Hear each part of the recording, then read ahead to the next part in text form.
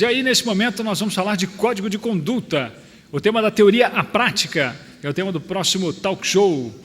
E para participar dessa discussão, queria convidar ao palco presenças, por favor, Lilian Pacheco. Nós vamos receber a diretora de gestão de riscos da DASA. Obrigado. Tem também o senhor Carlos Alberto Marçal, que é superintendente de controladoria e finanças do Hospital Sírio-Libanês. Obrigado. Junto conosco também, Esther Miriam Flash, coordenadora do Grupo de Compliance Brasileiro do Escritório Trench e Rossi, da Watanabe Advogados. E, claro, a moderação desse talk show será promovida por Luiz Natel, da Abramed. Cadê o Luiz? Está aí? Isso. Luiz, eu vou deixar em suas mãos. Pois é. Por óbvio, aqueles que optarem pelo microfone também está valendo, mas esse é o nosso WhatsApp, né? Grande esse WhatsApp, né? De repente já começam aí eventuais perguntas, você já fica de posse delas. Gente, bom trabalho para vocês. Obrigado. Boa tarde a todos e a todas. Em nome da Abramed, eu queria agradecer essa oportunidade e, obviamente, falar depois do tópico anterior é desafiante.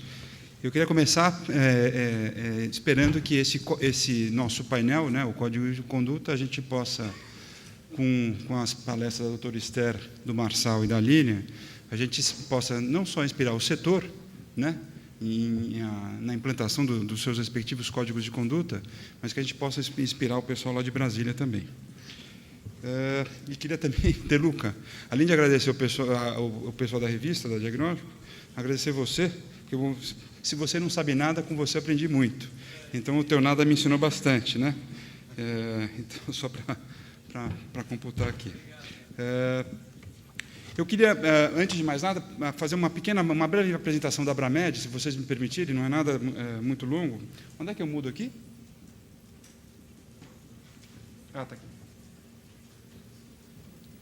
Então, a Abramed é uma associação brasileira das empresas de medicina diagnóstica. Aí estamos falando de empresas de imagem, laboratório, anatomia patológica e líquor, né? Nós somos fundados em 2010, como está aqui, para representar esse setor de medicina diagnóstica, que é um dos setores na área de medicina que tem um crescimento mais pujante, né? Hoje nós somos... Eu vou passar direto, porque, na verdade, a gente foi criado não só para representar o setor, mas para disseminar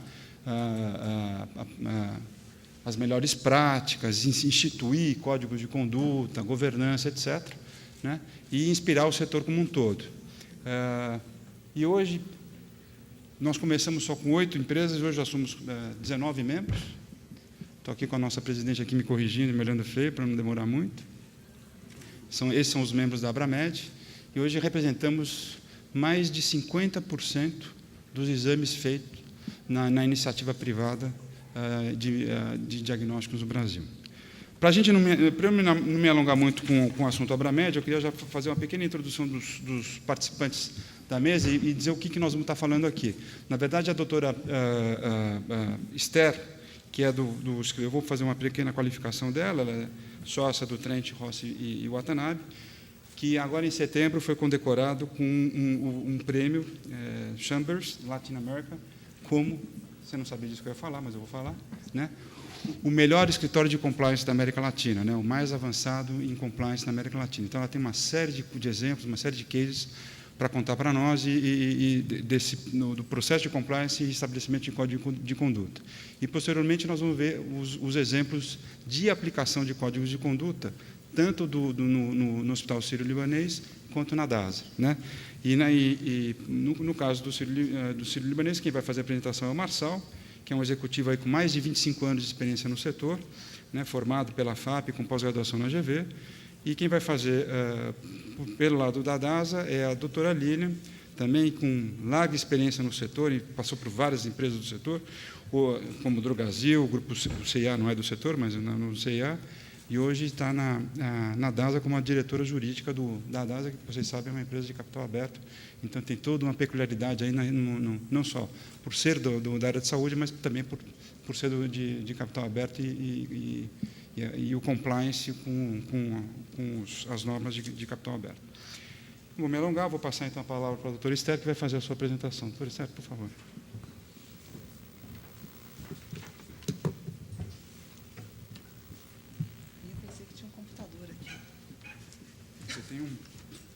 Tem um movedor clicker, aqui, acho que ele está aqui. Você aperta ele aqui, ele vai mover. Aqui. Onde? Aqui, ó, ele muda a tua apresentação. Isso, tá? Nessa. E para voltar é aqui? Tem aqui para voltar e esse aqui para apontar. Bom. Se você quiser apontar esse aqui. Bom, todo mundo já percebeu que eu sou bem ignorante com essa tecnologia toda, né? Boa tarde a todos. Em primeiro lugar, eu queria agradecer o convite para estar aqui, agradecer a Abramed, na pessoa da sua presidente, a doutora Cláudia, os meus copanelistas aqui pelo convite, e os organizadores do evento. É um prazer estar aqui e é um prazer maior ainda falar de compliance, que é um tema que eu adoro. Eu poderia falar aqui a tarde inteira. Eu sei que vocês não querem me ouvir a tarde inteira, e nem temos tempo para isso, mas é um tema que eu adoro. Eu ouvi alguém hoje falar um pouco mais cedo que tem gente que acha chato. Eu adoro. A gente pode falar bastante mesmo. Eu vou tentar falar 15 minutos, mas eu fico à disposição depois para a gente trocar ideias e responder perguntas, se for o caso. Quando se fala em compliance, hoje todo mundo já conhece a palavra, a gente começou a trabalhar nisso há 12 anos atrás, em 2003, no escritório, e a gente vê realmente um interesse crescente no assunto, mas ainda existe aquela dúvida, o que é exatamente compliance. A palavra vem do inglês, evidentemente, não existe uma definição tão precisa assim, nem mesmo em inglês, né? A questão não é a língua, o idioma, mas o principal foco, a grande preocupação é compliance com aquilo que pode trazer um grande resultado negativo.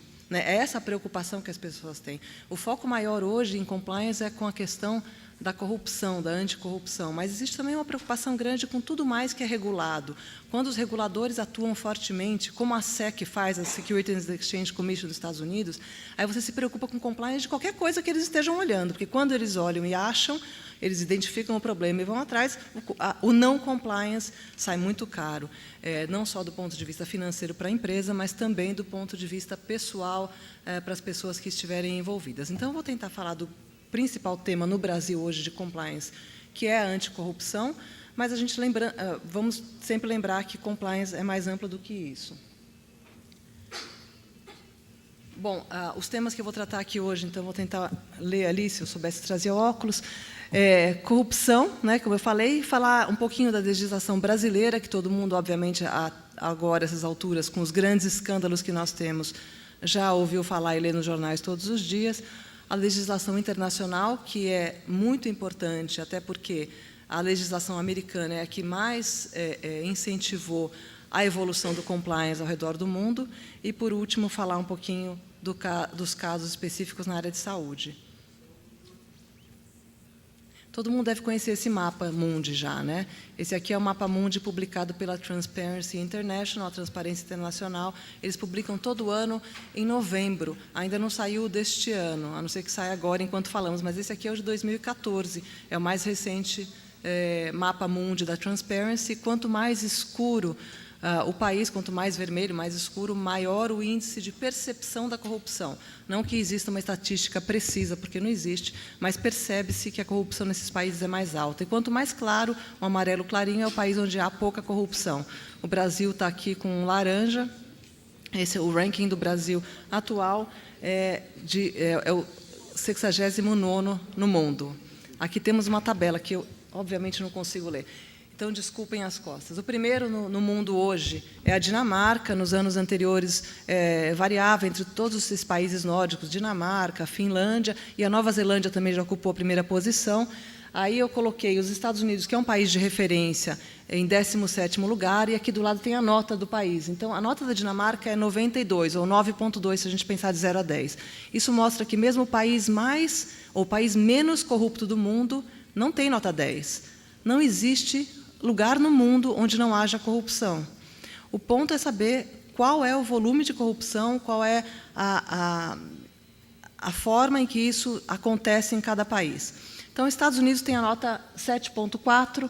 Aí eu coloquei os BRICS, que são os países que, vamos dizer, competem com o Brasil do ponto de vista de economia global. A África do Sul tem uma nota maior que a do Brasil, 4,4. Lá veio o Brasil com a nota 4,3. Ou seja, o Brasil está abaixo da média. Se a média é 5 para passar de ano, o Brasil tirou 4,3 neste ano. Embaixo, nesse quadro amarelo, nós temos a evolução da nota do Brasil nos últimos anos. Então, em 2014, 4,3. No ano anterior, 4,2, 4,3, 3,8, 3,7. O Brasil até que melhorou. Claro que isso aqui foi antes da Lava Jato, né? A gente não sabe como é que vem a nota de 2015. É importante esse mapa da Transparency International como curiosidade, como referência, mas também ele é importante do ponto de vista prático.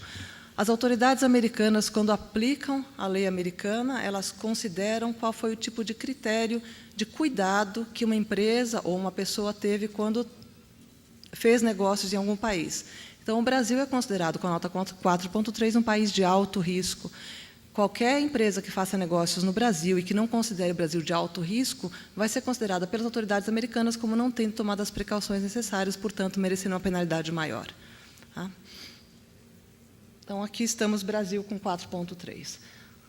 O cenário mundial, como todo mundo aqui sabe, é que o combate à corrupção está aumentando no mundo todo, no Brasil também, novas leis mundialmente. Só para dar um panorama para quem não é advogado, eu sou advogada, mas eu prometo não falar advogadez, mas se eu estiver falando alguma coisa, por favor, interrompam, que eu mudo. O cenário mundial, então, é de intensificação do combate à corrupção, criação de novas leis. O FCPA, que é essa lei americana de que tanto se fala, ele é de 1977. 77, faz muito tempo, né? Já tem 38 anos. Mas ele não era muito aplicado até recentemente. Ele surgiu na esteira do escândalo do Watergate. Depois disso, durante muitos anos, o único país que tinha realmente uma lei forte, ainda que não fosse aplicada, mas que no papel era significativa, com relação à corrupção no estrangeiro, eram os Estados Unidos. Os outros países se preocupavam apenas com a corrupção dentro do seu território. Então, no Brasil e em todos os outros países do mundo, na grande maioria, era proibido, e ainda é, corromper um funcionário público dentro do seu próprio país, mas não fora. Isso mudou com a Convenção da OCDE, a qual o Brasil aderiu, e que se tornou lei interna em vários países do mundo. Foi aí, então, que a Europa deu uma grande guinada. Então, os países europeus, como a Alemanha, a França, mudaram suas legislações internas por causa dessa convenção. E agora o mundo todo acabou que teve que entrar nessa nova onda mundial, que era uma onda mais americana, se tornou uma onda mundial. Graças à Convenção da OCDE também, o Brasil sofreu bastante pressão dos seus pares para mudar a legislação interna, e a lei mudou aqui. Então, em 2013, surgiu uma nova lei, que todo mundo fala da nova lei anticorrupção, é essa. Essa lei é de 2013 entrou em vigor em janeiro de 2014 e foi regulamentada por um decreto em março de 2015. Mas ela já estava em vigor em 2014, desde janeiro. Então, qualquer ato que possa caracterizar uma violação dessa lei, que tenha acontecido após janeiro, 29 de janeiro de 2014, já está sujeito às sanções da nova lei. Eu vou falar um pouquinho dela daqui a pouco. O Código Penal, todo mundo conhece, eu não vou perder muito tempo aqui, o Código Penal contém os crimes. E, no Brasil, crime, quem comete é a pessoa física. Então, o Código Penal só se aplica a nós, pessoas físicas, e não às empresas. Quem comete um crime está sujeito a penas que são de prisão, como todo mundo sabe, restritivas de liberdade, mas também penalidades financeiras que não são muito impactantes. A prisão se aplica somente aos indivíduos. Isso é totalmente diferente de países de tradição anglo-saxã, nos Estados Unidos, na Inglaterra, onde existe o crime da pessoa jurídica. Aqui não, só existe um crime de pessoa jurídica no Brasil, que é na área ambiental. Mas voltando, e isso não nos interessa agora, então, voltando à questão da corrupção, até recentemente, quem podia ser penalizado por corrupção era a pessoa física apenas. E a gente sabe que, tradicionalmente, não era um crime de grande interesse. Nos últimos anos, a gente tem visto as grandes operações da Polícia Federal, principalmente, também tem da estadual, mas principalmente da federal, operações grandes, todas com codinome, como a Operação Caixa de Pandora, Operação Déjà Vu, nenhuma tão grande quanto a Operação Lava Jato. Mas são operações grandes, e a gente sabe, eu mesma sei, porque a gente trabalhou em muitas dessas operações, pelas empresas. Por que as empresas ficavam preocupadas? Porque as empresas sofriam sanções nos Estados Unidos. Aqui não. Agora, com a nova lei, as empresas vão sentir também as sanções dessas operações da Polícia Federal e das polícias estaduais.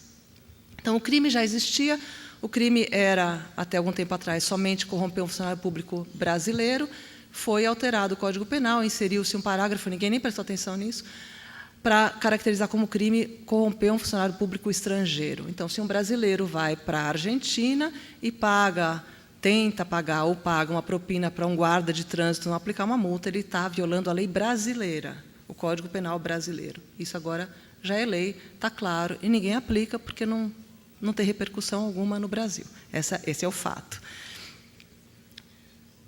Existe também uma outra lei que é bastante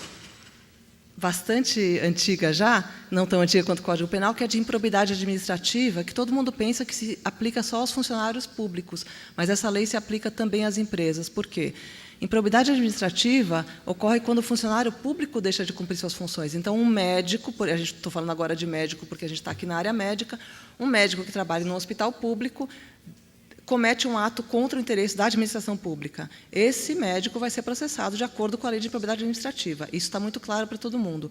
Funcionário público. O que acontece é que, com base na mesma lei, a empresa ou a pessoa particular que deu origem àquele ato lesivo, essa pessoa ou essa empresa também pode e vai ser processada. Existem muitos casos no Brasil hoje de empresas sendo processadas pelo Ministério Público, são ações civis públicas, por terem violado a lei de improbidade, que é anterior a 2014. Então, está aqui o slide. Esses slides depois vocês podem ter acesso, acho que a organização pode disponibilizar para vocês. E a lei nova, a lei anticorrupção, como eu disse, é 2013, entrou em vigor em janeiro de 2014, está em vigor. E essa lei aqui diz que essa lei se aplica somente às empresas, não às pessoas físicas. E ela diz que a empresa vai ser punida se ela cometer certas violações. E aí não é só corrupção, também tem outros tipos de fraude contra a administração pública, seja ela brasileira ou estrangeira. Qualquer tipo de fraude contra a administração pública, é bem genérica a linguagem da lei, e também corrupção.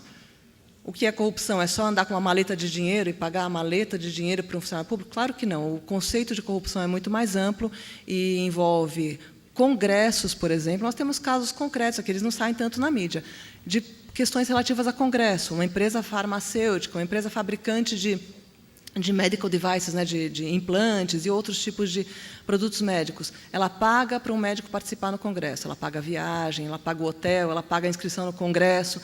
Tudo isso a gente sabe que é bastante comum.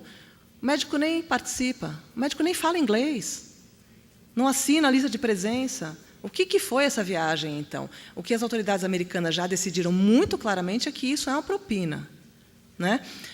No Brasil, não existem decisões ainda tão claras, mas lá nos Estados Unidos já isso está muito mais avançado do que aqui. A gente vê essa tendência muito clara aqui. Essa lei brasileira, a lei nova, se aplica a funcionários públicos, não a funcionários privados. O funcionário público é um médico que trabalha para um hospital